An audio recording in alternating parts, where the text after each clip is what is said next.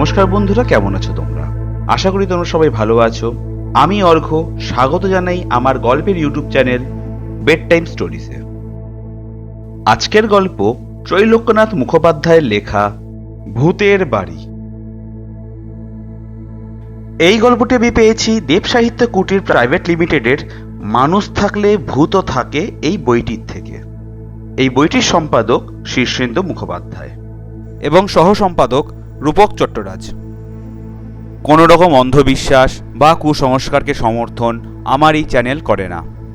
আমরা আশা করি শ্রোতারা সংস্কার মুক্ত হয়ে এই গল্পগুলি গ্রহণ করবেন। লেখকের প্রতি শ্রদ্ধা জানিয়ে শুরু করছি আজকের গল্প। ত্রৈলোক্যনাথ মুখোপাধ্যায়ের লেখা ভূতের বাড়ি।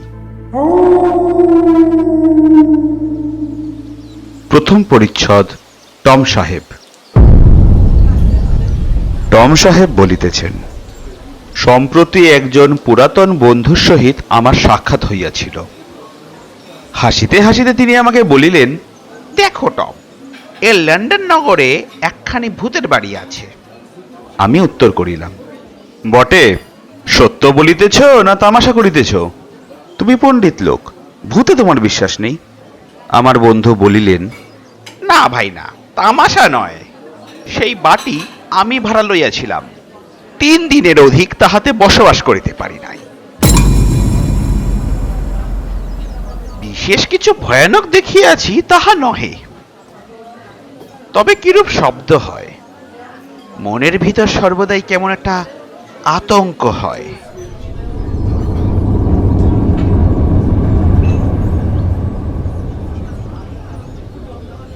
কিন্তু সেই বাটিতে একজন বৃদ্ধা বাস করে। কি করিয়া সে থাকে তাহা জানি না। বৃদ্ধা বলিল, কোন ভাড়াটিয়াই সে বাড়িতে 2 দিনের অধিক বাস করিতে পারে না। বন্ধুর কথা শুনিয়া আমি ভাবিতে লাগিলাম, ভূতের বাড়ি। এতদিনের পর বুঝি আমার স্বাদ মিটিল। ভূত কিরূপ দেখিতে চিরকাল আমার মনে একান্ত বাসনা। সেই স্বাদ মিটাইবার জন্য আমি শ্মশানে শ্মশানে, বনে জঙ্গলে, ঘোর নিশীথে কত ঘুরিয়াছি তাহা বলিতে পারি না। কিন্তু ভূত দেখা আমার কপালে কখনো ঘটে নাই। আজ কি ভগবান আমার মনোবাঞ্ছনা পূরণ করিবেন? দেখা যাও কি হয়। বন্ধুর নিকট হইতে সে বাটির ঠিকানা জানিয়া লইলাম। বাটির নিকট গিয়া দেখিলাম তালা বন্ধ। প্রতিবেশীগণের নিকট শুনিলাম যে সে বাটিতে যে বৃদ্ধা বাস করিত, সম্প্রতি তাহার মৃত্যু হইয়াছে। রাত্রিকালে ভূতে ঘাড় ভাঙিয়া তাহাকে মারিয়া ফেলিয়াছে। সেই পর্যন্ত সে বাড়িতে মনুষ্য তো দূরে থাকুক, কাকপক্ষী কেহ প্রবেশ করে না। সে বাড়িতে নেংটি ইঁদুর কি বড় ইঁদুর, কোনো ইঁদুর বাস করে না। আমার আরো কৌতূহল জন্মিল। প্রতিবেশী দিগের নিকট হইতে গৃহস্বামীর ঠিকানা জানিয়া তাহার নিকট উপস্থিত হইলাম। তিনি ধনবান লোক। ভূতের বাড়ি ভাড়া লইব শুনিয়া তিনি আমাকে বলিলেন, বাড়ির যে দুর্নাম আছে তাহা বোধহয় শুনিয়া থাকিবেন। আমি এতদিন নানা দেশ ভ্রমণ করিতেছিলাম, সম্প্রতি দেশে আসিয়াছি। আমার খুড়ো মহাশয় ওই বাড়ি ক্রয় করিয়াছিলেন। কবে হইতে বাড়িতে ভূতের উপদ্রব আরম্ভ হয় তাহা আমি বলিতে পারি না। সপরিবারে আমি ওই বাড়িতে 2 দিন বাস করিয়াছিলাম। 2 দিনের পর প্রাণ ভয় পালাইয়া আসিলাম। আপনি যদি সে বাড়িতে কিছুদিন বাস করিতে পারেন, তা হইলে ভাড়ার টাকা লওয়া দূরে থাকুক, বরং ঘর হইতে আপনাকে কিছু দিতে প্রস্তুত আছি। যাহা হোক, আমি চাবি লইয়া আসিলাম। আমার একজন ডানপিটে বীর পুরুষ চাকর ছিল। ভূত প্রেত দৈত্য দানা কিছুই সে মানিত না। মনে তার অপরিমিত সাহস, দেহে তার অসীম বল। তাহাকে আমি সকল কথা খুলিয়া বলিলাম আর জিজ্ঞেস করিলাম, কেমন হে, তুমি আমার সহিত সে বাড়িতে রাত্রি যাপন করিবে? চাকর উত্তর করিল, ভূত ভূত আমার কাছে আসিবে? আমি ভূতের বাবা, দেখি কেমন আমার সম্মুখে ভূত বাহির হয়, ভূতের চচ্চড়ি করিয়া খাইব। তাহার কথায় আমার মনে আহ্লাদ হইল। ভূত মানি আর নাই মানি, তবু যেন স্থান বিশেষে কাল বিশেষে প্রাণটা কেমন ছ্যাক ছ্যাক করে, গায়ে কাটা দিয়া ওঠে। একজন সঙ্গী থাকিলে মনে অনেকটা সাহস হয়। চাকরের হাতে চাবি দিয়ে আমি বলিলাম, তুমি তবে সেই বাড়িতে যাও, ঘরদুয়ার পরিষ্কার রাখো, বিছানা ঠিক করিয়া রাখো। আমার পিস্তল ও ছোড়া লইয়া যাও, তোমার নিজেরও পিস্তল ও ছোড়া ছাড়িও না, আমি সন্ধ্যাবেলা সেই স্থানে যাইব।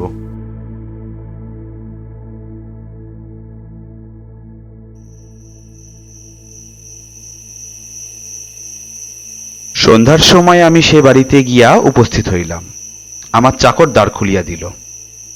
চাকরের মুখে ঈষৎ হাসির রেখা দেখিয়া আমি জিজ্ঞাসা করিলাম, কি হে, সব ভালো তো? ভৃত্য বলিল, আজ্ঞে হ্যাঁ, সব ভালো। এই কথা বলিয়া চাকর আরেকটু ঈষৎ হাসিল। আমি জিজ্ঞাসা করিলাম, কিছু দেখিয়াছ নাকি? সে উত্তর করিল, আজ্ঞে না, কিছু দেখি নাই, তবে আমার কানের কাছে কে যেন ফুসফুস করিয়া কথা কইতেছিল, এরূপ শব্দ বারবার শুনিয়াছি। আমি বললাম, তোমার ভয় হইয়াছে নাকি? চাকর হাসিয়া বলিল, ভয়? আমার শরীরে ভয় নাই, আমি ভূতের বিধাতা পুরুষ। যদি ভূত দেখিতে পাই আনন্দ হইবে, ভয়ের লেশমাত্র উদয় হইবে না। দ্বিতীয় পরিচ্ছদ, ভূতের খেলা। চাকরের সহিত এরূপ কথা কহিতে আমি গৃহের ভেতর প্রবেশ করিলাম। সঙ্গে আমার একটি কুকুর ছিল।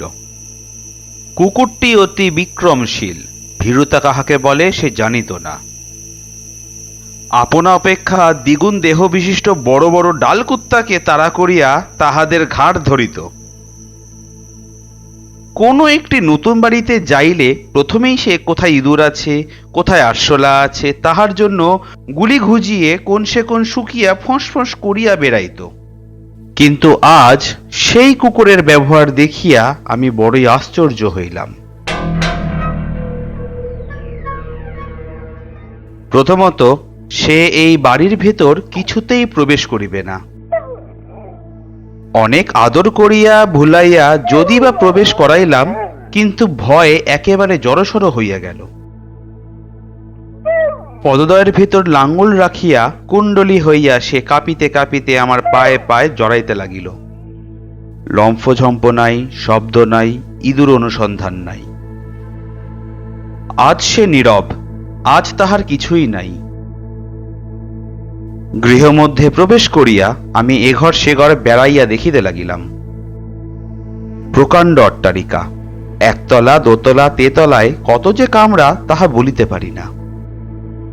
দেখিতে দেখিতে আমরা বৃহৎ একখানি ঘরে গিয়া উপস্থিত হইলাম। এই ঘরের ভেতর ভূতের দৌরাত্ম্য যাহাকে বলে তাহার প্রথম সূচনা হইল।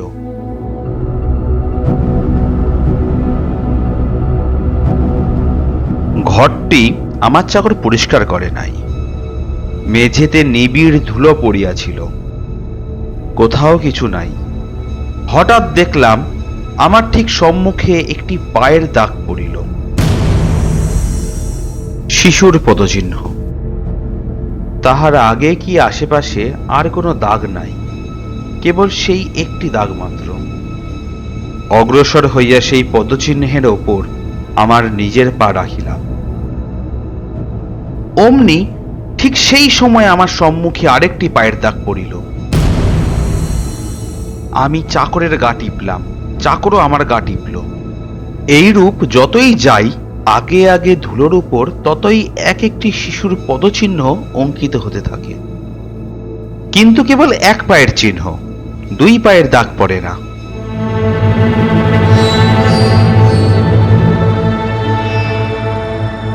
যখন ঘরের অপর প্রান্তে প্রাচীরের নিকট গিয়া উপস্থিত হইলাম, তখন আর দাগ পড়িল না।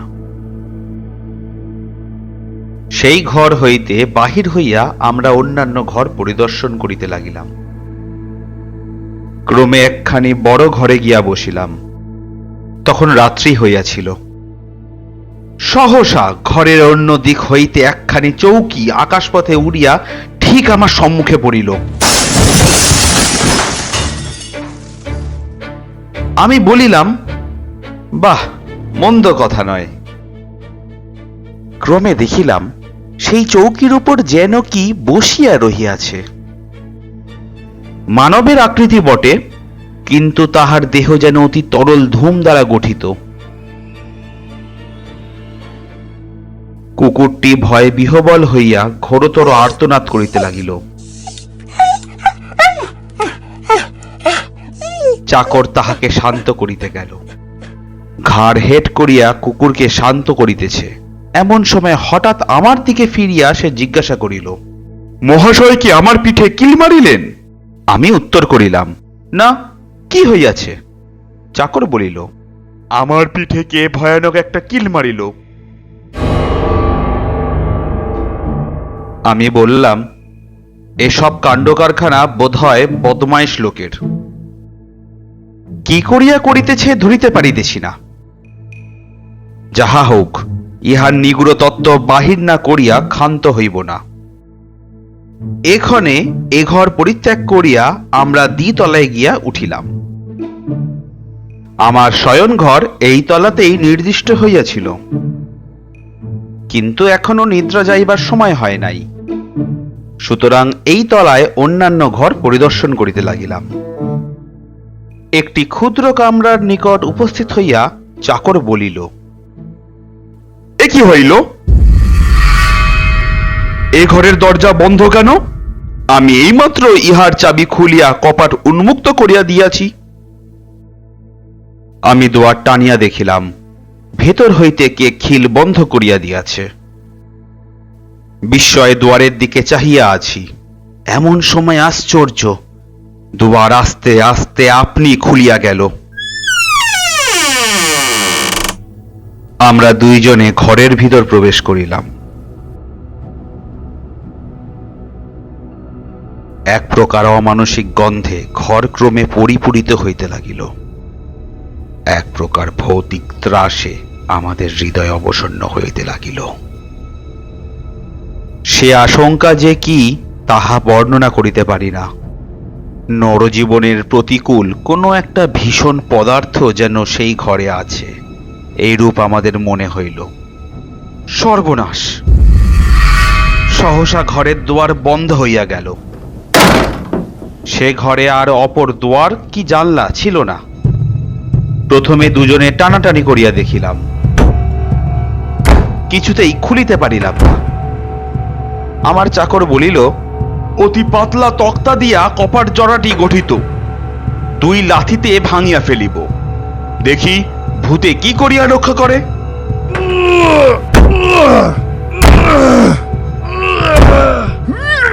দুই লাথিতে নয়, হাজার লাথিতেও সে কপাট ভাঙিল না। আমি অনেক চেষ্টা করিলাম, কিন্তু কিছুতেই সেই ভঙ্গপ্রবণ কপাট ভাঙিতে পারিলাম না। শান্ত হইয়া আমরা নিবৃত হইলাম। তখন খলখল করিয়া বিকট হাসির শব্দ হইল।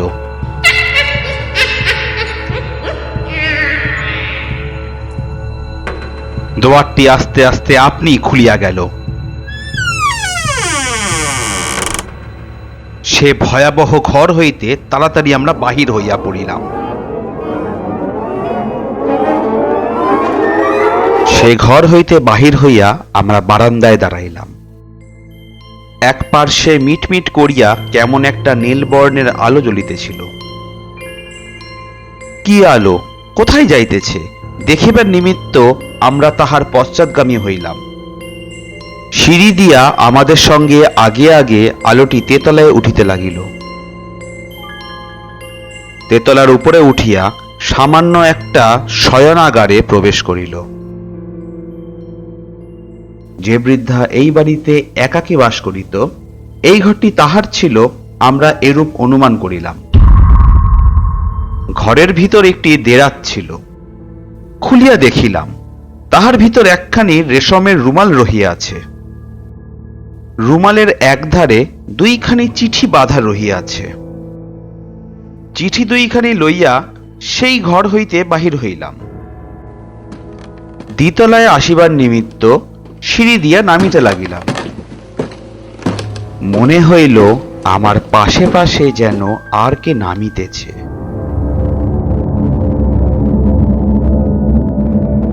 কিন্তু তাহাকে আমি দেখিতেছিলাম না। সহসা খপ করিয়া কে আমার হাত ধরিল।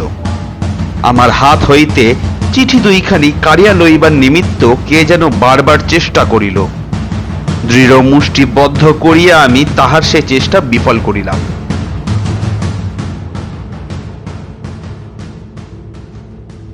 তৃতীয় পরিচ্ছেদ। ঘোর বিভীষিকা। আমার নিজের শয়নাগারে উপস্থিত হইয়া প্রথমে ঘড়ি, পিস্তল ও ছোরা মেঝের উপর রাখিলাম। নিকটস্থ ছোট একটি ঘরে চাকরকে শুইতে বলিলাম। মাঝের দুয়ার খোলা রইল। কুকুর ঘোরতর ভয়ে ভীত হইয়া ঘরের কোণে গিয়া আশ্রয় লইল। মাঝে মাঝে ত্রাসজনিত বিকট রোদনের ন্যায় শব্দ করিতে লাগিল। যে পত্র দুইখানি উপর হইতে আনিয়াছিলাম এক্ষণে তাহা পড়িতে লাগিলাম। 50 বৎসর পূর্বে চিঠি দুইখানি কোনো এক পুরুষ তার প্রিয়তমাকে লিখিয়াছিল, কিন্তু নামধাম কাহারও ছিল না। ভালোবাসার কথা ছাড়া তাহাতে কোনো একটা বিভীষিকার আভাসও ছিল, যেন কে কাহাকে খুন করিয়াছে এই ভাবের কথা। পত্র দুইখানি পাঠ করিয়া আমি চৌকির উপর রাখিলাম। ঘরে দুইখানি বড় বড় বাতি জ্বলিতেছিল। শীতপ্রধান দেশ। অগ্নিস্থানে দাউ দাউ করিয়া অগ্নি জ্বলিতেছিল। মোট কথা ঘরটি উজ্জ্বল আলোকে আলোকিত ছিল। সহসা টেবিলের উপর হইতে আমার ঘড়িটি শূন্য পথে চলিয়া যাইতে লাগিল। এক হাতে ছোরা, অপর হাতে পিস্তল লইয়া তাড়াতাড়ি আমি ঘড়ি ধরিতে দৌড়াইলাম, কিন্তু শত করিয়া ঘড়ি কোথায় অদৃশ্য হইয়া গেল আমি আর দেখিতে পাইলাম না।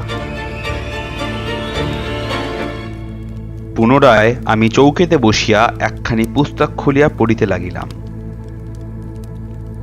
ঘরের ভিতর এক্ষণে বিকট শব্দ হইতে লাগিল। কুকুরটি ভয়ানক কাতর রবে ঘর পরিপূরিত করিল। আমি তাহাকে থামাইতে যাইলাম। যে কুকুর আমাকে প্রাণাপেক্ষা ভালোবাসিত আজ সেই কুকুর আমাকে কামড়াইতে আসিল।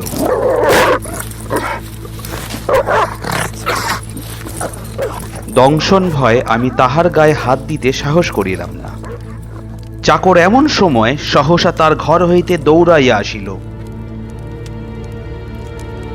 চক্ষু রক্তবর্ণ, যেন কোটর হইতে বাহির হইয়া পড়িতেছে।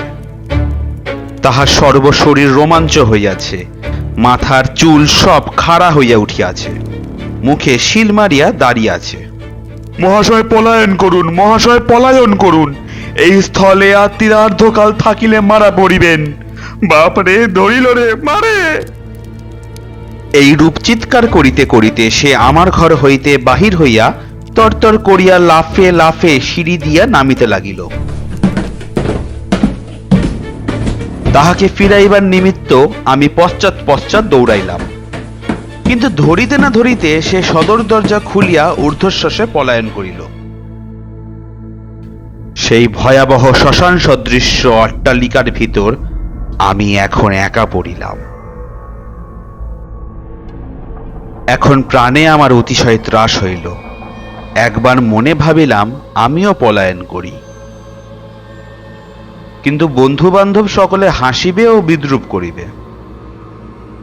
যা থাক কপালে, এই মনে করিয়া আমি পুনরায় উপরে উঠিলাম। পুনরায় আমি নিজের শয়নাগারে প্রবেশ করিলাম। পুনরায় আমি পড়িতে বসিলাম। আমার হাতে পুস্তক ও সম্মুখে বাতি। পুস্তক ও বাতির মধ্যবর্তী স্থানে আমার কোলে তালগাছ প্রমাণ কৃষ্ণ বর্ণ একটি মানুষের আকৃতি দাঁড়াইল। তাহার মস্তক ছাদে ঠেকিল। সেই মস্তকে চক্ষু দুইটি জ্বলিতে লাগিল। সর্বশরীর আমার শিহরিয়া উঠিল। পিস্তল লইবার নিমিত্ত আমি হাত বাড়াইলাম, হাত অসাড় ও অবশ, হাত উঠিল না। আমি দাঁড়াইবার চেষ্টা করিলাম, পা অসাড় ও অবশ, পা উঠিল না। চিৎকার করিতে চেষ্টা করিলাম, মুখ দিয়া কথা বাহির হইল না। জ্ঞান হত হইবার উপক্রম হইল। কিন্তু তখনও একটা চিন্তা শক্তি আমার মনে ছিল। ভাবিলাম, যদি এখন ভয় করি তা হইলে নিশ্চয়ই আমি প্রাণ হারাইব। এই রূপ মনে করিয়া অনেক চেষ্টা করিয়া ধৈর্য ধরিয়া রহিলাম। বাতি নিভিল না, অগ্নিস্থানে অগ্নি নির্বাণ হইল না, তথাপি ঘর অন্ধকারে আবৃত হইয়া গেল। আমি ভাবিলাম, যেমন করিয়া হোক ঘরে আলো রাখিতে হইবে, অন্ধকারে থাকিলে মারা পড়িব। পুনরায় উঠিতে চেষ্টা করিলাম, এবার উঠিতে পারিলাম। আস্তে আস্তে গিয়া একটা জানলা খুলিয়া দিলাম।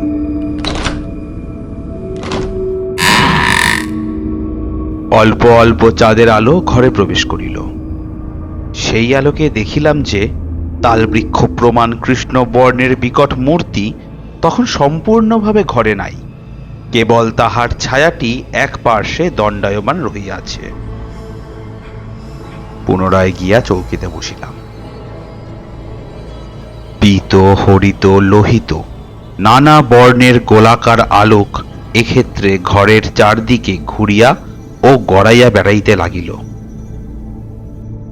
তাহার উপর ভূমিকম্প হইলে যেরূপ হয়, ঘর সেই রূপ দুলিতে লাগিল। যে চৌকির ওপর চিঠি দুইখানি রাখিয়াছিলাম, তাহার নিচ হইতে ঠিক জীবন্ত মানুষের রক্ত মাংসের হাতের ন্যায় একখানি স্ত্রীলোকের হাত বাহির হইল। তাড়াতাড়ি আমি সেই হাতখানি ধরিতে যাইলাম। খপ করিয়া চিঠি দুইখানি লইয়া নিমেষের মধ্যে হাতখানি অদৃশ্য হইয়া গেল। ইহার পর একখানি চৌকির উপর একটি যুবতী বসিয়া রহিয়াছে এরূপ দেখিলাম। তাহার পর একজন পুরুষ ঘরের ভিতর উপস্থিত হইল। বালকের মূর্তি, বৃদ্ধার মূর্তি, নানা প্রকার আকার ঘরের ভিতর আবির্ভাব হইতে লাগিল ও একে একে বিলীন হইতে লাগিল। তাহা ব্যতীত আরো যে কত ভয়াবহ ঘটনা সংঘটিত হইল, সে সকল বর্ণনা করিবার আর স্থান নাই। মাঝে মাঝে গলা টিপিয়া আমাকে মারিয়া ফেলিবার জন্য কে যেন চেষ্টা করিতে লাগিল।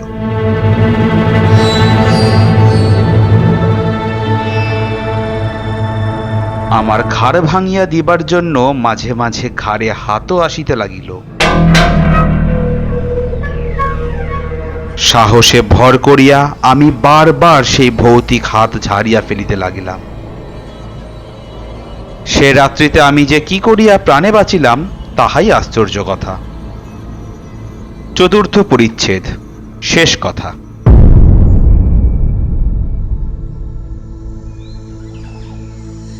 উপরে যাহা লিখিত হইল তাহা টম সাহেবের বিবরণ। প্রভাত হইলে এই সমুদয় উপদ্রব থামিল। টম সাহেব তখন এক প্রকার নির্জীব হইয়া পড়িয়াছিলেন। যাহা হোক, সে বাটি হইতে কি করিয়া পালাইবেন, এক্ষণে সেই চেষ্টা করিতে লাগিলেন। কোনরূপে উঠিয়া কুকুরকে ডাকিলেন। কুকুর তাহার নিকট আসিল না। কাছে গিয়া দেখিলেন যে কুকুরটির গলাদেশ ভঙ্গ হইয়া গিয়াছে, কুকুরটি মারা গিয়াছে। টম সাহেবের চাকর সেই দিন অবধি বায়ুগ্রস্ত হইল। ইংল্যান্ড পরিত্যাগ করিয়া সে অস্ট্রেলিয়া দ্বীপে পলায়ন করিল। বাড়িওয়ালার নিকট গিয়া টম সাহেব চাবি ফিরাইয়া দিলেন আর বলিলেন, ভূত দেখিতে আর আমার ইচ্ছা নাই, যথেষ্ট হইয়াছে, সাধ বিলক্ষণ মিটিয়াছে। বাড়িওয়ালা সকল কথা শুনিয়া বলিলেন, মহাশয়, আপনার মতন সাহসী পুরুষ পৃথিবীতে অতি বিরল। আপনার যে প্রাণ রক্ষা হইয়াছে তাহাই পরম লাভ। তারপর চিঠি দুইখানির কথা শুনিয়া তিনি আরো বলিলেন, এতদিন ওই বাড়িতে যে বৃদ্ধা বাস করিতেছিলেন পত্র দুইখানি বোধহয় তাহার স্বামীর। আমার খুড়ো মহাশয়ের জীবনকালে সে ব্যক্তি একবার ওই বাটি ভাড়া লইয়াছিলেন।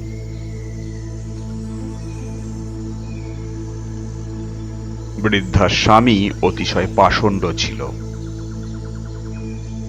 বৃদ্ধার ভ্রাতা ও ভ্রাতুষ্পুত্রকে টাকার লোভে সে পথ করিয়াছে।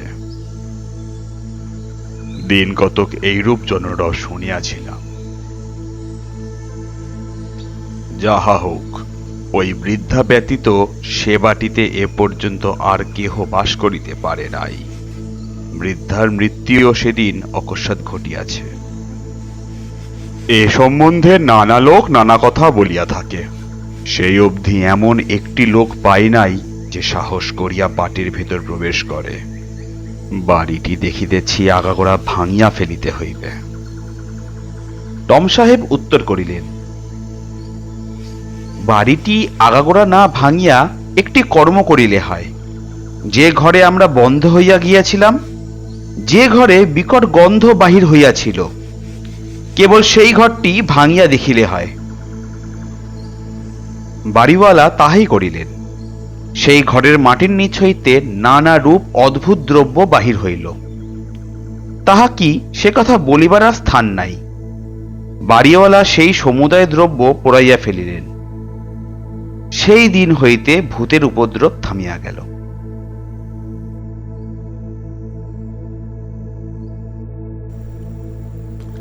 তাহলে আজকের গল্প এখানেই শেষ। আজকে আমরা শুনলাম ত্রৈলোক্যনাথ মুখোপাধ্যায়ের লেখা ভূতের বাড়ি। গল্পটি শেষ অবধি শোনার জন্য আপনাকে অসংখ্য ধন্যবাদ। গল্পটি যদি আপনার ভালো লেগে থাকে তবে এটি শেয়ার করুন আপনার প্রিয় বন্ধুদের সাথে, এবং আমাদের চ্যানেলকে সাবস্ক্রাইব করুন এবং ফলো করে রাখুন আমাদের পেজকে, যাতে পরবর্তী গল্পের নোটিফিকেশন সঙ্গে সঙ্গে আপনি পেয়ে যান। আজকের গল্পের সকল চরিত্রের কণ্ঠে আমি অর্ঘ্য দে। এই পোস্টার ডিজাইন করেছে গ্রাফিক্স আর্ট ক্রিয়া। আপনাদের যে কোনো প্রজেক্টের পোস্টার ডিজাইনিং এর জন্য এদের সাথে যোগাযোগ করতে পারেন। ডেসক্রিপশনে এদের লিংক দেওয়া থাকবে। দেখা হচ্ছে পরের গল্পে। সুস্থ থাকবেন, গল্প পড়তে ও শুনতে থাকবেন।